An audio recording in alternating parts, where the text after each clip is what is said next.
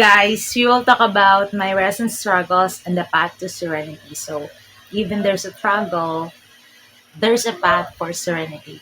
This is what I've countered. So, okay, I'm going to share. Suffering and distress have I felt recently?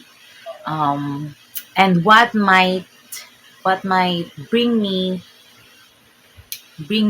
some tranquility. So, if a person's basic state of mind is serene and calm, then it is possible for this inner peace to overwhelm. A painful physical experience, on the other hand, if someone is suffering from depression, anxiety, or any form of emotional distress, then even if he or she happens to be enjoying physical comforts, he will not really be able to experience the happiness that this could bring. Okay. This is the explanation of what I read recently. So okay. So basically, it's all about your headspace. If you're chill inside, even if something hurts physically, you can still find peace.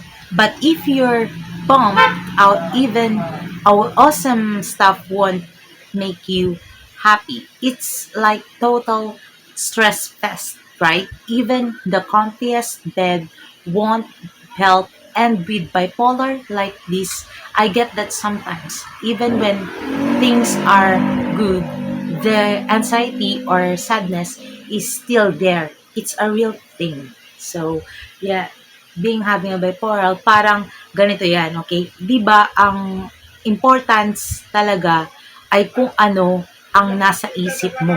Kapag chill ka, kahit masakit ang katawan mo, makakahanap ka pa rin ng katahimikan. Pero kapag down ka, kahit masaya ka, ang mga nangyayari, hindi ka pa rin magiging masaya. Parang sobrang stress ka. Di ka ba kahit ang pinaka-comfy na kama, hindi ka pa rin ma-relax. So, at dahil may bipolar ka, alam mo, yung feeling na yan. Minsan, kahit maganda ang mga nangyari, nandiyan pa rin yung stress, yung anxiety, yung lungkot. Totoo yan eh.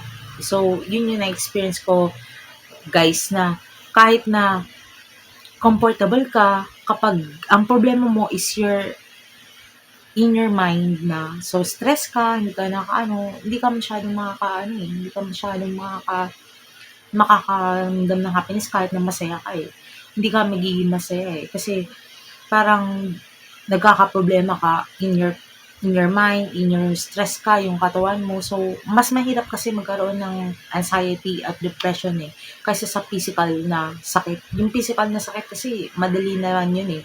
Masugatan ka lang, gagamutin mo lang, ayos na. Pero yung stress, anxiety, mahirap yun. Kailangan talagang serious stuff yun na hindi mo kayang basta-basta lang in the moment na pagising mo, okay na ako. Like that, hindi ganun.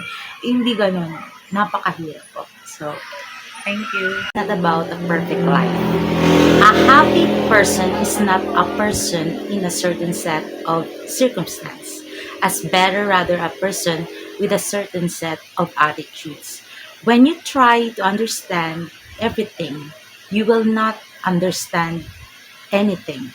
The best way is to understand yourself, and then you will understand everything. Okay, so just for now, I can focus on myself and my particular strengths and weaknesses. So I've been thinking about this quote, and it really hit me home. It's saying that happiness isn't about having the perfect life. It's about how you choose to see things. Like even if you're doing through a rough patch, you can still find happiness if you focus on the good side or stuff, and trying to understand everything all at once is just gonna make your head spin. It's better to just focus on yourself, your strengths, and your weaknesses. I think it's that why I'm gonna try to just focus on myself for now. And it's like let's just get to know ourselves better, and maybe then we can understand everything else it as a little bit better too.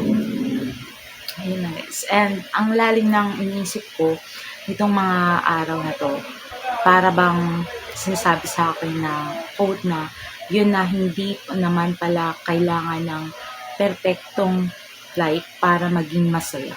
Basta yung pananaw mo sa mga bagay-bagay, kahit na ang hirap-hirap na, pwede ka pa rin maging masaya.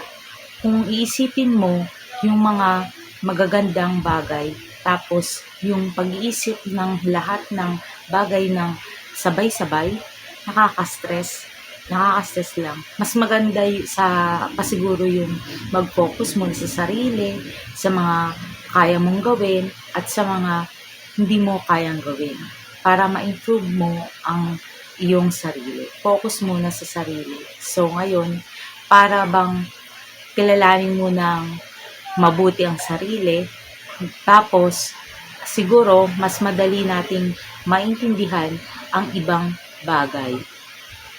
Yun lang po guys. This is the third topic, okay?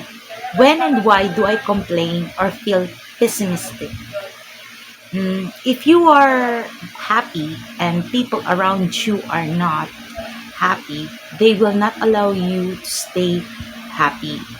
Therefore, much of our happiness depends upon our ability to spread happiness around us. So, nasa ability natin to spread around us yung mga negative people. It's a saying that if you're happy but everyone around you is miserable, they'll try to bring you down. So to stay happy, you gotta spread the good vibes. It's like if you're surrounded by negativity, it's hard not to get sucked into it. But you're right. You can spread happiness, but also see past the people who are always complaining. It's cool to try to understand why you complain or feel pessimistic. To maybe you're just tired, or maybe there's something deeper going on. It's good to be aware of those feelings and try to work through them. Parang ganito kasi yan.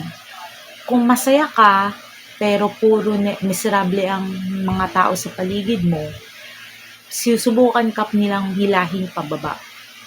Kaya para manatiling masaya, kailangan mong spread ang good vibes. Parang kung puro negativity ang nasa paligid mo, mahirap na hindi ma-absorb. Pero tama ka, kaya kaya mong namang maging mapasaya ang ibang tao. Pero kaya mo ring makita yung mga taong palaging nagrereklamo. Ang ganda nga nasa isip mo kung bakit ka nagrereklamo o nagiging pessimistic. Baka pagod ka lang, or baka may mas malalim na dahilan. Ang importante ay aware ka sa mga ganitong feeling at susubukan mong ma-work out yan. So, yun lang guys. So, kahit na anong gaano kasaya, kung may mga tao na negative sa paligid mo na hihilahin kang pababa, so, kailangan maging strengthen ka sa pagiging good vibes. So, kailangan hindi ka magpa-apekto sa ibang tao na negativity sa'yo. Stay happy. Thank you guys for watching! Share ko lang yung experiences ko. Pasensya na. Okay, thank you guys for watching. Hello guys.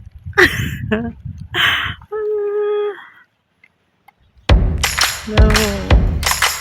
Hello guys.